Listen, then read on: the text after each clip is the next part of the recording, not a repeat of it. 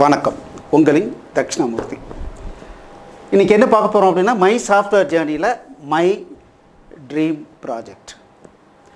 So my dream project அப்படிங்கிறத விட அவர் dream project அப்படின்னு நம்ம சொல்லலாம். ஏன்னா இப்போது இந்த ப்ராஜெக்ட் ரொம்ப நாளைக்கு முன்னால் நான் படித்து முடித்த உடனே எனக்கு ஒரு ஐடியா வந்தது. பட் அதுக்குண்டான சரியான நேரம் இப்போ தான் அமைஞ்சிருக்கு. ஏன்னா எல்லாருடைய கையிலையும் ஒரு மொபைல் வித் இன்டர்நெட்டோடு இப்போ எல்லாருக்கிட்டே இருக்குது. So this is the right time for this project. So இந்த ப்ராஜெக்டை நான் மட்டும் பண்ணி நிறைய சம்பாதிக்கணும் அப்படிங்கிற எண்ணம்லாம் கிடையாது. நம்ம எல்லாரும் சேர்ந்து உருவாக்கணும். ஏன் இந்தியாவில் ஒரு உலக புகழ்பெற்ற ஒரு சாஃப்ட்வேர் உருவாக்கக்கூடாதா? நம்மளாம் சேர்ந்து உருவாக்கலாம் வாங்க. சரி, இந்த ப்ராஜெக்ட் என்ன சார்? ரொம்ப ரொம்ப ரொம்ப ரொம்ப சிம்பிளான ப்ராஜெக்ட். Very very simple. எப்படி ஒரு இமெயிலுக்காக ஒரு அப்ளிகேஷன், ஒரு ஜிமெயில் இருக்குது, அது என்ன சார்? ரொம்ப சிம்பிள் அப்ளிகேஷன். ஒரு சப்ஜெக்ட், ஒரு பாடி, அவ்வளோதான். கூட வேணும்னா சில அட்டாச்மெண்ட். அது இந்த உலகத்தையே மாற்றிடுச்சு. அதே மாதிரி இந்த ப்ராஜெக்டினுடைய நேம் என்னென்னா மை வேர்ல்டு. ஸோ இந்த மை வேர்ல்டுனுடைய கான்செப்ட் என்ன அப்படின்னா த டேட்டா சயின்ஸ். இன்னைக்கு மிகப்பெரிய நிறுவனங்கள் என்ன பண்ணிகிட்ருக்காங்க அப்படின்னா, டேட்டா சயின்ஸ் அவங்களுடைய பாஸ்ட் ரெக்கார்டு, அவங்களுடைய ப்ரீவியஸ் சேல்ஸ், ப்ரீவியஸ் ப்ரொடக்ஷன், இல்லை கரண்ட்லி மக்களுடைய ட்ரெண்டிங் என்ன, எது அதிகமாக தேடுறாங்க, எது அதிகமாக வாங்குகிறாங்க, ஸோ இது எல்லாத்தையும் கலெக்ட் பண்ணி அனலைஸ் பண்ணி அவங்களுடைய நிறுவனத்தை எப்படி அடுத்த ஸ்டேஜுக்கு கொண்டு போகிறது அப்படின்னு பிளான் பண்ணுறதுக்கு முக்கியமாக என்ன தேவைப்படுது அப்படின்னா டேட்டா சயின்ஸ். டேட்டா தேவைப்படுது. ஸோ டேட்டா இருந்துச்சுன்னா இன்றைக்கி இருக்கிற வசதிக்கு டேட்டா சயின்ஸ், ஆர்டிஃபிஷியல் இன்டெலிஜென்ஸ் இதெல்லாம் வச்சுக்கிட்டு மிகப்பெரிய லெவலில் அடுத்தது என்ன பண்ண முடியும் அப்படிங்கிறத ஈஸியாக கணித்து ப்ரொசீட் பண்ண முடியும். அதை தான் இன்றைக்கி பெரிய பெரிய நிறுவனங்கள் பண்ணிகிட்ருக்காங்க. ஸோ இது எல்லாத்துக்கும் என்ன சார் பேஸு? டேட்டா. இப்போது இதே விஷயந்தான் ஒவ்வொரு தனி மனிதனும் கண்டிப்பாக வாழ்க்கையில் முன்னேறணும் அப்படின்னு வச்சுக்கோங்களேன். என்ன தேவைன்னா ஒரு தனி மனிதனுடைய டேட்டா தேவை. நான் அடுத்த ஸ்டேஜுக்கு போகணும் சார். அப்போ நான் முதல்ல என்ன பண்ணணும்னா ஃப்யூச்சரை மட்டும் நம்பி நான் ஒரு பிளான் பண்ணி பண்ண முடியாது. என்னுடைய பாஸ்ட் என்ன, என்னுடைய ரியல் எஃபிஷியன்சி என்ன, நான் எதில் சிறப்பாக செய்கிறேன், எதெல்லாம் ஃபெயில் ஆகிருக்கேன், எந்த டைமில் ஃபெயில் ஆகிருக்கேன், இந்த மாதிரி நிறைய விஷயங்களுடைய கலெக்ஷன் தான் என்ன அப்படின்னா என்னுடைய டேட்டா. அந்த டேட்டா இல்லாமல் நான் யாரோ ஒருத்தர் சொல்கிற ஐடியாவை வச்சோ, யாரோ ஒருத்தர் பண்ணுற ப்ரெடிக்டபிலிட்டியை வச்சோ நான் அடுத்த ஸ்டேஜுக்கு போக முடியாது. இதை எல்லாரும் உணர முடியும் இல்லைங்களா? ஸோ நான் அடுத்த ஸ்டேஜுக்கு போகணுன்னா என்ன பண்ணும் சார்? என்னை பற்றிய டேட்டா என்கிட்ட இருக்கணும். அந்த டேட்டா கலெக்ஷன் தான் என்ன அப்படின்னா மை வேர்ல்டு. இந்தியாவில் மிகப்பெரிய புத்திசாலிகள்லாம் இருக்கிறோம். 80% பேர் பார்த்தீங்க அப்படின்னா மிகப்பெரிய புத்திசாலிகள் தான். ஆனால் நம்மக்கிட்ட ஒரே ஒரு சின்ன வீக்னஸ் என்னென்னா நம்மளை பற்றிய இன்ஃபர்மேஷனை நம்ம ரெக்கார்ட் பண்ணுறதே கிடையாது. அதுக்கு ப்ராப்பரான டூலும் கிடையாது. ஸோ இன்றைக்கி நம்மக்கிட்ட மொபைல் வந்துருச்சு. அப்பப்போ நடக்கிற விஷயத்த ஜஸ்ட்டு சும்மா ஒரு 2 லைனில் டைப் அடித்து ஸ்டோர் பண்ணிட்டோம்னா போதும். அது நம்மளுடைய வாழ்க்கைக்கு நீங்கள் பணம் சம்பாதிக்கிறது இல்லை புகழ் சம்பாதிக்கிறதாக இருந்தாலும் சரி, நான் ஆன்மீகத்தில் முன்னேறணும் சார் அப்படின்னாலும் சரி, எதுக்குமே நம்மளை பற்றிய பாஸ்ட் ஹிஸ்ட்ரி டேட்டா நம்ம கையில் இருக்கும். ஸோ அதுதான் மை வேர்ல்டு. சரி, இந்த மை வேர்ல்டில் என்ன சார் இருக்க போகுது அப்படின்னா டைரி. டைரினா என்னென்னா நார்மலாக டைரி என்னென்னா ஒரு நாள் ஃபுல்லாக நடந்ததை நைட்டு உட்காந்து எழுதுறது தான் டைரி. நார்மலாக நான் டைரி வாங்கியிருக்கேன், எழுத முயற்சி பண்ணுவேன். ஒரு நாள் 2 நாள் இன்ட்ரெஸ்டாக எழுதுவேன். அதுக்கப்புறம் பார்த்தீங்கன்னா 6 மாதத்துக்கு எம்டியாக இருக்கும். ஏன்னா அந்த டைரி வீட்டுக்கு வரும்போதே டயர்டாக வரும். அதுக்கப்புறம் உட்காந்து எழுதுனா என்ன எவ்வளோ பெரிய கஷ்டம். பட் இப்போ நம்மகிட்ட என்ன டெக்னாலஜி கையில் இருக்குது சார். இப்போது ஒரு வேலையை ஸ்டார்ட் பண்ணும்போதே நான் ரெக்கார்ட் பண்ணிடலாம். நான் இந்த வேலையை ஸ்டார்ட் பண்ணுறேன், சும்மா ஒரு 2 செகண்ட்ஸில் டைப் அடித்து சேவ் பண்ணிடலாம். ஒரு மீட்டிங் அட்டன் பண்ணுறேன், நான் இந்த மீட்டிங் அட்டன் பண்ணுறேன், டைப் பண்ணி சேவ் பண்ணிடலாம். ஒரு ஃபோட்டோ பிடிச்சி வச்சுக்கலாம். ஒரு இடத்துக்கு போகிறேன், அந்த இடத்த பற்றி இன்ஃபர்மேஷனாக டைப் அடித்து சேவ் பண்ணிவிட்டு அதை ஒரு ஃபோட்டோ எடுத்து வச்சுக்கலாம். இன்னொரு இடத்துக்கு போகிறேன், அவர் நாளைக்கு வாங்கன்னு சொல்கிறாரு, அது நான் அந்த இடத்துல நான் இப்படி போனேன், நாளைக்கு வர சொல்லியிருக்காங்க, நாளைக்கு என்ன ரிமைண்ட் பண்ணேன் அப்படின்னு சொல்லி நான் சேவ் பண்ணிக்கலாம். அப்போது இப்போ டைரி அப்படிங்கிறது என்னென்னா, அப்பப்போ நடக்கிறத அப்பப்போவே மொபைல் எடுத்து 2 லைனில் டைப் அடித்து சேவ் பண்ணிட்டேன். அப்படின்னா நான் சினிமாவுக்கு போகிறேன், டைப் அடிக்கிறேன், சினிமா தேட்டரில் உட்காந்து நான் இப்போ இந்த சினிமாவுக்கு வந்திருக்கேன், டைப் அடித்து ஒரு செல்ஃபி எடுத்து ஒரு ஃபோட்டோ எடுத்து வச்சுக்கலாம்.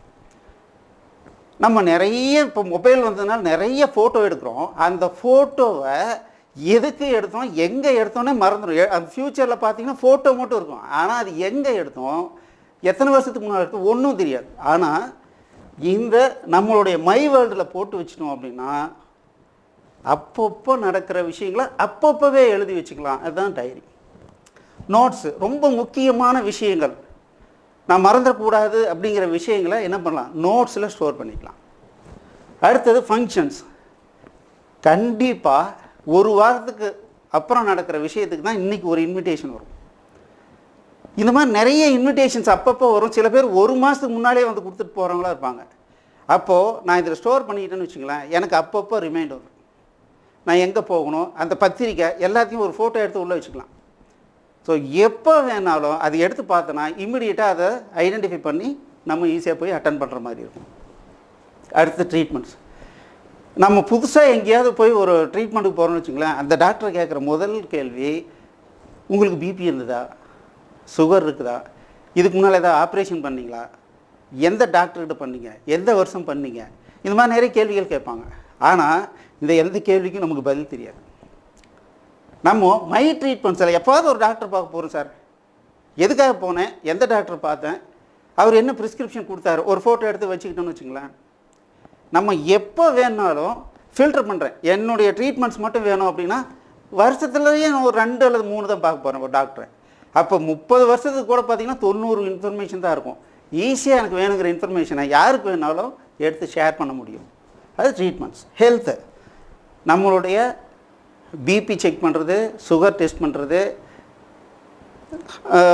என்னுடைய வெயிட்டு, இந்த மாதிரியான விஷயங்கள் எல்லாத்தையும் நான் ஸ்டோர் பண்ணிக்கிட்டே வந்தேன் அப்படின்னா என்னுடைய ஹெல்த்து எந்த மாதிரி இருக்குது அப்படிங்கிறத என்னால் ஈஸியாக ட்ராக் பண்ண முடியும். அதுக்கு யூஸ் பண்ணலாம். தென் என்னுடைய டே டு டே அக்கௌண்ட்ஸ், யாருக்கு பேமெண்ட்டு கொடுத்தேன், யாருக்கிட்டேருந்து பேமெண்ட் வந்துச்சு, ஸோ இந்த மாதிரி எல்லா விஷயங்களையும் அக்கௌண்ட்ஸில் போட்டுக்கலாம்.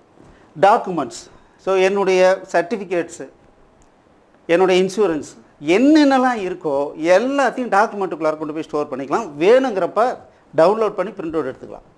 தென் ட்ரிப்ஸ், நான் எங்கேயாவது ஒரு டூருக்கு போகிறேன், அந்த டூரில் ஒரு 10 ஃபோட்டோ எடுக்கிறேன், முக்கியமான 10 ஃபோட்டோ மட்டும் செலக்ட் பண்ணி நான் ஸ்டோர் பண்ணி வச்சுக்கலாம். இந்த ட்ரிப்பில் நான் இந்த விஷயங்கள்லாம் பார்த்தேன், இத்தனை மணிக்கு கிளம்பணும், எங்கெங்கெல்லாம் நிற்கிறோமோ அப்பப்போ அப்டேட் பண்ணிகிட்டே போகலாம்.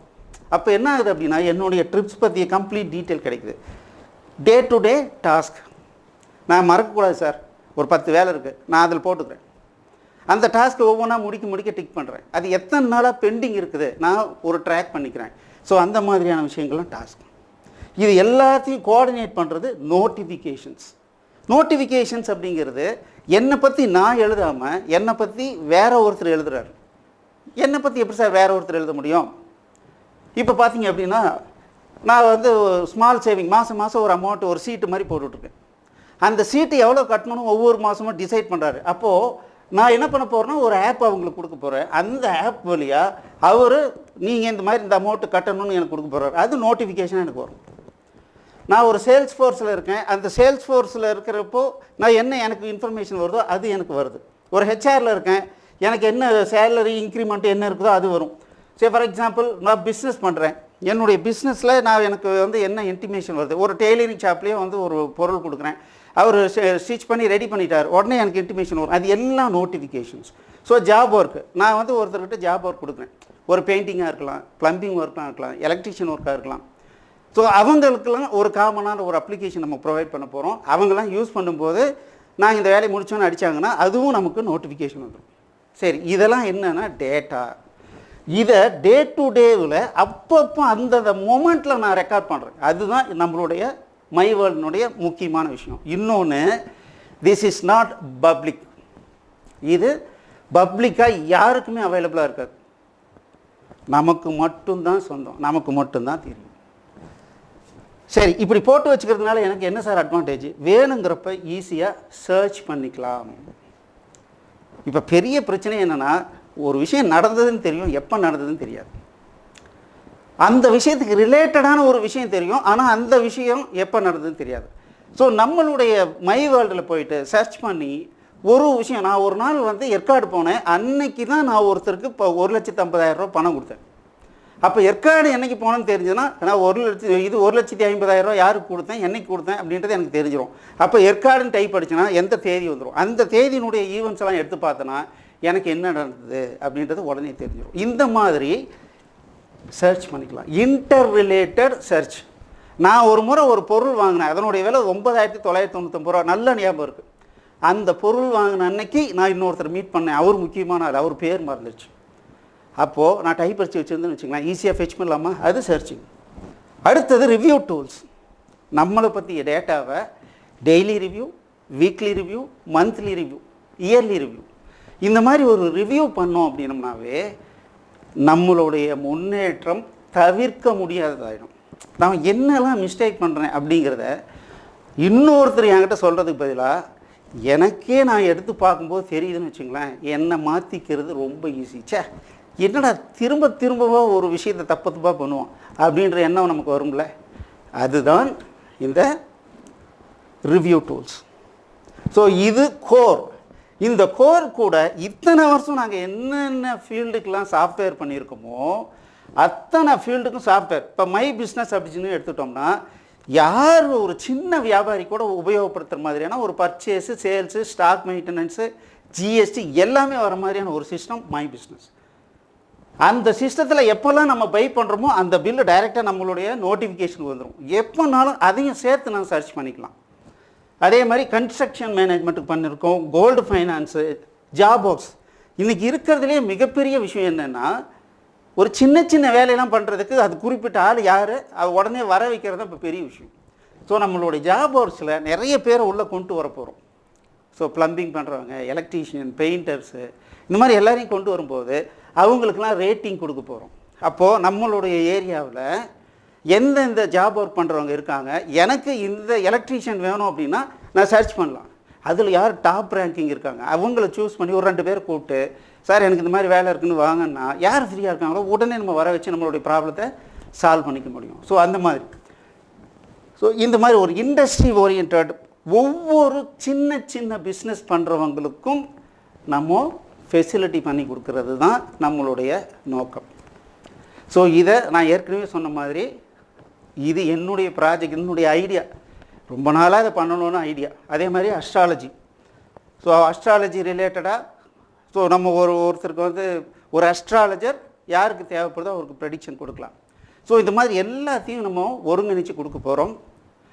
ஸோ ஏற்கனவே சொன்ன மாதிரி இது என்னுடைய ஐடியா மட்டும்தான், ஆனால் இது என்னுடைய தனிப்பட்டவனுடைய ப்ராஜெக்டாக அமையாது. நம்ம எல்லாரும் சேர்ந்து இதை பண்ண போகிறோம். என்ன பண்ண போகிறோம், எப்படி பண்ண போகிறோன்றதை அடுத்த கிளாஸில் பார்க்கலாம். தேங்க்யூ.